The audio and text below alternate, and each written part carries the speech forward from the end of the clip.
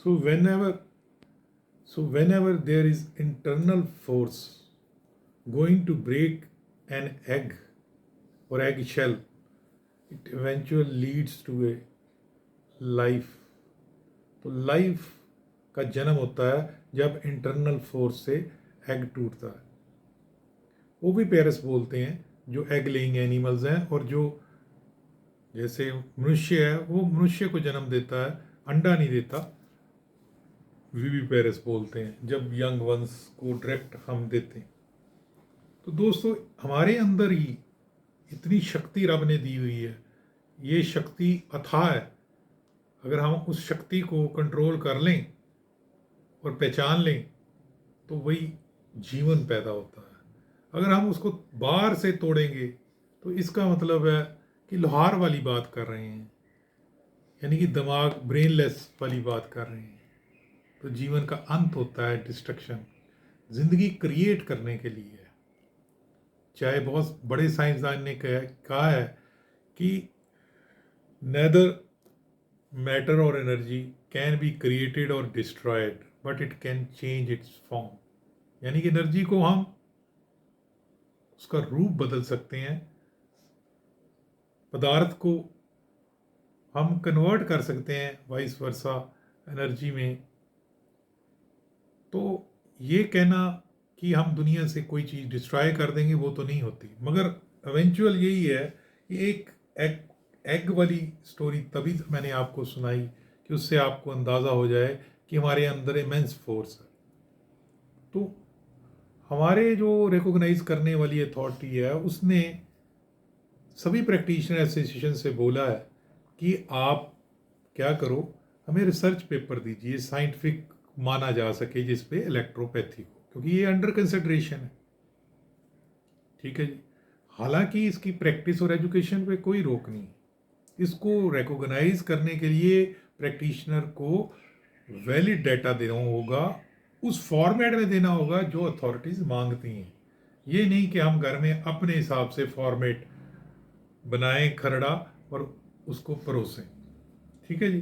तो हमने पूछा था, रिसर्च का ही टॉपिक, हमने पूछा था कि many of alternative medicine practitioner like herbal based, जो हर्बल बेस्ड BEMS है, इलेक्ट्रोपैथी प्रैक्टिशनर है, जो कहते हैं कि हम बॉटनी पे वर्क कर रहे हैं।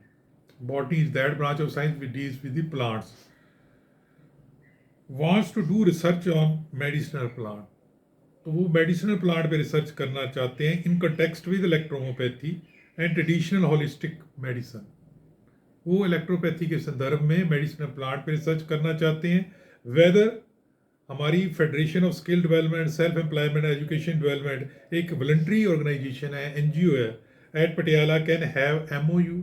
क्या हमारी voluntary organisation federation of skill development जो है MOU, मेमोरेंडम ऑफ अंडरस्टैंडिंग और कैलिब्रेशन आपकी मेजेस्टिक ऑर्गेनाइजेशन से रख सकती है रिसर्च के मामले में? दूसरी चीज़, is there any charges for MOU? क्या कोई MOU के चार्जेस हैं? द कंडीशन फॉर MOU, जो मेमोरेंडम ऑफ अंडरस्टैंडिंग दो ऑर्गेनाइजेशन के दरमियान होगा, कोई कंडीशंस हैं एलिजिबिलिटी की? Kindly give reply under RTA। तो हमने ये चीज़ें पूछी थी। किससे पूछी थी? केंद्रीय कृषि वानिकी अनुसंधान संस्थान, निकट पहुंच बांध, ग्वालियर मार्ग, झांसी 284003, उत्तर प्रदेश। तो वहाँ से हमने मांगी थी, ये उनका जवाब आया, ये आप देख सकते हैं।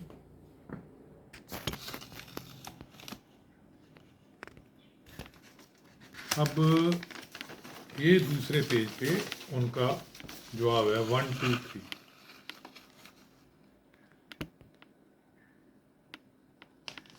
अब मैं पढ़ के सुनाता हूँ।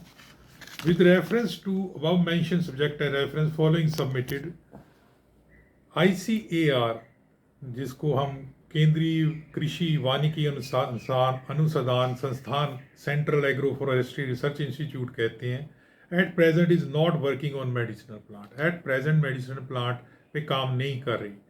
इन context with electrohomeopathy and traditional holistic, electrohomeopathy संदर्भ में जो मेडिसिनल प्लांट के बारे में आपने पूछा है उस पर ये अभी काम नहीं कर रहे। Number 2, ministry of Ayush has central Ayurveda research institute in Jhansi that is working on it. तो मिनिस्ट्री ऑफ आयुष का एक सेंट्रल आयुर्वेदा रिसर्च इंस्टीट्यूट है झांसी में, वो मेडिसिनल प्लांट जो आपने पूछा है उस पर वर्क कर रहा है। बहुत अच्छी बात है। Number 3, as far as MO is concern ICAR-CAFRI यानी कि ये वाली केंद्रीय कृषि वानिकी अनुसंधान संस्थान can provide technical inputs for agro forestry. अगर आप एग्रो फॉरेस्ट्री पे कोई टेक्निकल इनपुट्स रिसर्च में लेना चाहते हो एज अप्रोप्रिएट, तो MOU, जब जहाँ तक MOU का सवाल है, as far as MOU concern, तो हम टेक्निकल इनपुट्स एग्रो फॉरेस्ट्री में दे सकते हैं। अगर आपको अच्छा लगा तो लाइक करना, सब्सक्राइब करना और शेयर करना। और फ़ोन मत कीजिएगा 9872468540 पे, टेक्स्ट कीजिए या रिकॉर्डिंग कीजिए।